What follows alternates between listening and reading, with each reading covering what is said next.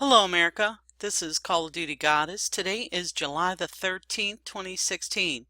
I want to do a timeline here that's going to show you full circle the Obama administration and the UN's announcement of a global police force to fight extremism in U.S. cities has now come full circle. It's why I find it very difficult to believe that what happened in Minnesota is on the up and up, that it really happened. Can't help it. So let's get started here. Okay, I'm at CNN Politics here at an article titled Emotional Obama Calls for Sense of Urgency to Fight Gun Violence. And that was from January 5th, 2016. Every time I think about those kids, it gets me mad. And by the way, it happens on the streets of Chicago every day. So again, that was from our community organizer-in-chief. He was able to squeeze out a few tears there on January 5th, 2016. Moving on with the timeline, we come to February 17th, 2016. Obama brings Black Lives Matter and civil rights activists together for a meeting. President Obama hosted a group of civil rights leaders, including Black Lives Matter activists, for a first-of-its-kind meeting at the White House as the administration celebrates the first Black president's final Black History Month. The Thursday meeting will include the National Action Network's Al Sharpton and National Urban League president, along with several young grassroots activists, including the co-founder of Black Lives Matter of Chicago, DeRay McKeeson, and co-founder of We the Protesters, and an active voice in Black Lives Matter movement. Administration officials say Obama wanted to bring both groups together so they can find ways to work together as the president goes after his legacy goals of criminal justice reform and a better relationship with police and the Black community. Attorney General Loretta Lynch will attend the meeting as well.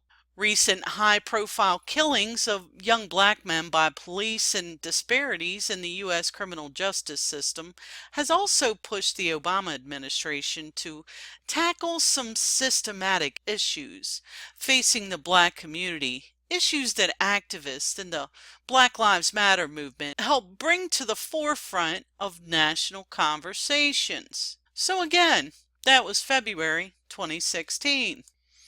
And we have another photo op, Black Lives Matter, Obama, Elijah Cummings, and Valerie Jarrett. And Obama comments they are much better organizers than I was at their age. I'm confident that they are going to take America to new heights, Obama said of Brittany Packnett, DeRay McKeeson, and other young protest leaders. The degree of focus and seriousness and constructiveness they show reminded him of older, existing civil rights organizations, he added. The panel, which included Reverend Al Sharpton and Congressman John Lewis, was convened to discuss the administration's efforts to reform the criminal justice system, as well as the process of building trust between law enforcement and communities. So how's that working out for us right now? I'm curious. And that again was from the 17th of February. And then again on May 17th, we have Black Lives Matter again at the White House for a discussion on race. And there were lectures. And DeRay McKeeson delivered a speech on hate and divisiveness. And again, May 17th. And then magically, on May 24th, the White House waves the white flag on gun control. Attorneys General urge funding for research instead. Well, would you look at that? The White House waved the white flag this week on federal gun control efforts for the remainder of Barack Obama's presidency, even as 14 state attorneys general called on Congress to fund research on gun violence, despite opposition from gun rights advocates. And here we are at DC Clothesline from a few days ago. Hacked messages of hashtag Black Lives Matter leader reveal Obama administration's plan for summer of chaos and martial law. Now, I've got to be honest with you. I saw this, glanced at it, and chucked it because I thought to myself, oh, this is just to get people to go for Trump more. But when you look at these things all put together, it doesn't seem that far-fetched. So let's get started on this one. U.S. Attorney General Loretta Lynch is coordinating with Democratic activists to so disrupt the upcoming Republican and Democratic national conventions that martial law will be declared. That's the stunning discovery revealed in a series of direct messages between three activists. On Friday, June the 10th, someone hacked into the Twitter account of hashtag Black Lives Matter leader and former Baltimore mayoral candidate DeRay McKeeson. McKeeson later confirmed the hack to the Baltimore Sun. On June 11, 2016, a Twitterer who calls himself The Saint tweeted a direct message conversation on June 10th between McKeeson and another Black Lives Matter leader, Jonetta Elzie, nicknamed Netta, in which the two discuss talking with Attorney General Loretta Lynch about plans to bring on martial law by causing chaos at the upcoming Republican National Convention in Cleveland, Ohio, and the Democratic National Convention in Philadelphia, Pennsylvania, so as to keep Obama in office. Here's the conversation over the course of several days between black activist DeRay McKeeson, DM, and Jonetta Elzie, JE, and between McKeeson and a white ally named Sam. Jonetta: have you spoken with Mrs. Lynch, Attorney General Loretta Lynch, about the plan for the summer and fall leading up to the elections? DeRay McKeeson says, we spoke 2 weeks and they want us to start really pushing how racist Trump is now instead of waiting so the others can get started getting the protesters ready to shut both conventions down. DeRay McKeeson: if we can get both conventions shut down for messing over Bernie and for having racist Trump, then get martial law declared so Obama can stay in office, we will win. We have to make sure that we use our voices to keep people disrupting Trump all summer and through the fall so martial law can be declared. Sam: I wanted to touch base with you about the summer of chaos. So far we have over 2,000 people bust in from different cities and another 6,000 to 8,000 expected to drive into Cleveland for the convention. Sam: they will not be ready for the crowds we are bringing in, and they will blame Trump for it, especially if we shut it down. The GOP will have to replace him at that point, or we will continue the disruptions nationwide. DeRay McKeeson: today, and he, possibly Sam, confirmed that there will be around 10,000 protesters disrupting the Republican convention. Plans are being made for other cities as well for upcoming Trump events. Ads have already been placed looking for people to help. I know you don't care for them white people, but this is the time we need our white allies doing a lot of the work for us. They are the ones who listen the best. Jonetta Elzie: that will put fear into the GOP and the country when they can't have their convention for all their racists supporting Trump. And the article continues, the authorities seem to be taking the plan to disrupt the Republican convention seriously, as reported by Alice Speary for The Intercept. June 23, 2016, local police and federal agents from the FBI, DHS, and Secret Service are knocking on doors of activists and community organizers in Cleveland, asking about their plans for the Republican National Convention in July. On June 29, 2016, DeRay McKeeson sort of confirmed the plan when he went public with warnings about possible protest at the DNC and RNC, as reported by the USA Today. And then, of course, we have casting call for actors during Cleveland RNC violence. Here's your chance to take to the streets and protest for a cause you believe in. Many thousands will be at your side. When the violence hits, you can run, go crazy, and hopefully escape police batons, water cannons, and flying bullets. This isn't one company looking for actors and extras to protest against Trump in the streets of Cleveland during the Republican National Convention next week. This is much bigger. This is a year-long recruitment drive for extras. You can't have violence from just a few lone individuals on a quiet street in the city. It doesn't play well for the media. No, you need lots of extras and dupes and know-nothings to be there. People who commit no violence themselves, but give the impression of supporting it. People the cops can attack when the going gets nasty. People who will scream and scatter and run in every direction and throw trash and destroy cars. You need a full-blown theatrical production for the news. So we've had the U.S. Attorney General, the President, and Hillary Clinton meeting with Black Lives Matter leaders, and I've showed you that. We've had major media promoting the Black Lives Matter movement. We're seeing violent street protests against police violence across the country, and we're seeing violence against the police. This pumps up recruiting for the RNC Cleveland Convention next week in a city where local officials seem to have just awakened to the scope of the problem they're going to face. A few months ago, they put in an order for several hundred bicycles for cops. Boy, that's really going to work well. Whose bright idea was that? Anyway, you see that. They're hiring for actors. Now, there's one thing I want to show you that fits in with this casting call, and that's this. On October 14th, 2014, Lavish Diamond Reynolds was congratulated on her new gig. I don't know what that was. So, what is the difference between a gig and a job? Well, in my opinion, and correct me if I'm wrong, a gig is a performance, right? So, let's keep going here. And we've got an article from Reuters today, July 13th, 2016. New Black Panther Party says to carry arms in Cleveland if legal.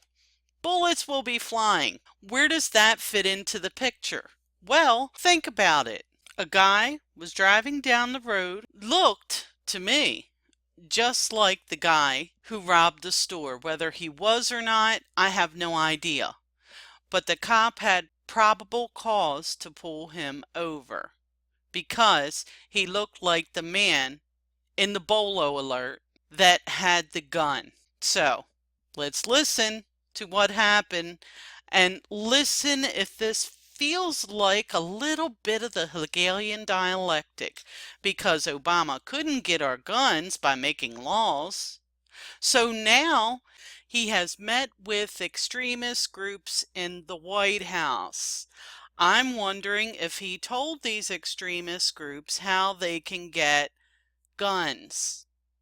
And I'm wondering if they're all going to be out in full force with their guns, because that's how the problem reaction solution works. You know he wants our guns, so what's he going to do? Give guns to the extremists, tell them how to get guns, take them out at rallies, and have them shoot people. That way we'll be begging them for gun laws. Think about it. And listen to this. He's licensed, he's licensed to carry. He was trying to get out his ID and his wallet out his pocket, and he let the officer know that he had a firearm and he was reaching for his wallet, and the officer just shot him in his arm. We're waiting for a back. This just fits too smugly into this agenda. This is problem, reaction, solution. Perfection. Obama couldn't get the guns. What did he do? He had meetings with these extremist groups in the White House with Loretta Lynch. Here we have from July the 13th, Indiana thug wearing Black Lives Matter t-shirt opens fire on police officers. Leader of militia group with ties to Dallas cop killer threatens all-out war. Now that is the Black Panthers and the Huey P. Newton Gun Club.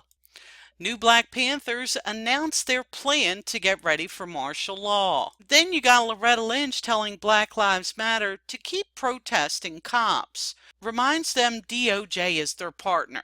We will continue to work with you.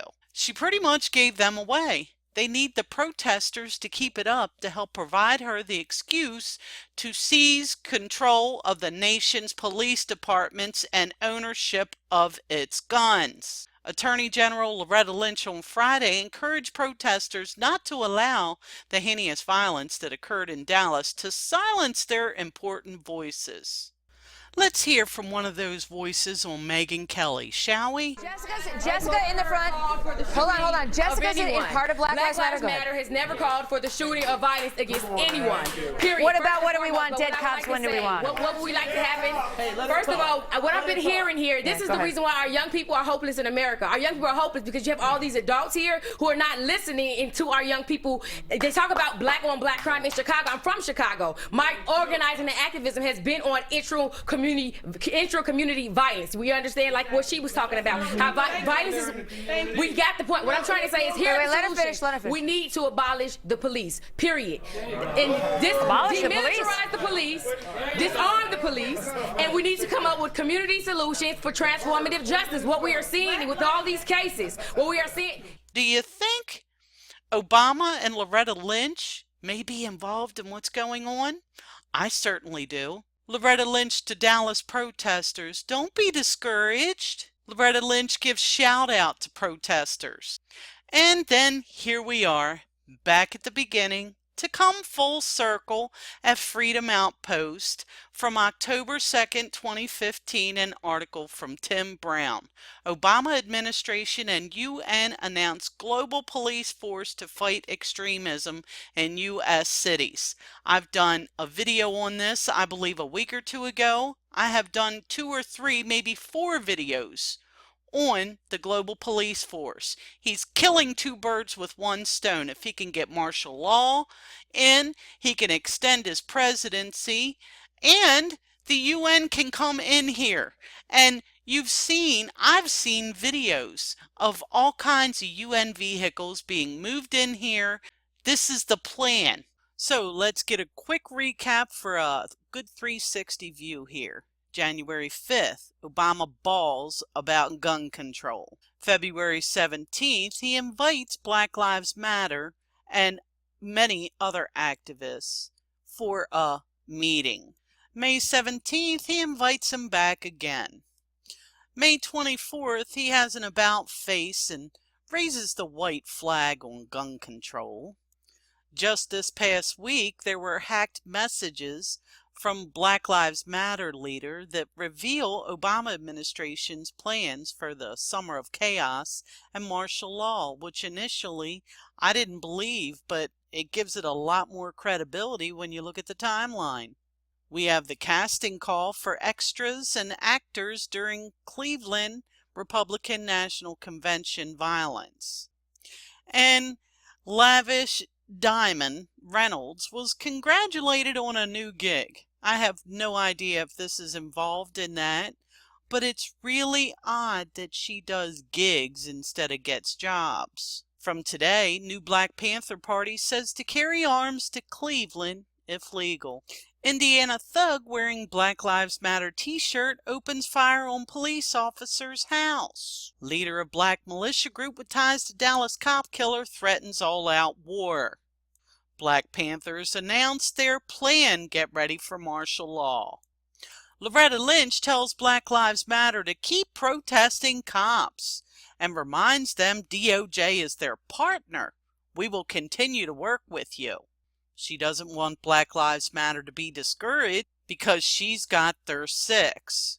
And most importantly, let's not forget about this. And this is why I find this whole situation hard to swallow. He's licensed, he's carried to. And we will come to our complete 360 with the global police force to fight extremism in U.S. cities. And lastly, but certainly not least, on Megyn Kelly, one of the Chicago Black Lives Matter people, was on her show. Watch what she said. We need to abolish the police, period. And demilitarize the police, disarm the police, and we need to come up with community solutions. Ladies and gentlemen, there you have it. This is Call of Duty Goddess signing off, and as always, I've got your 6.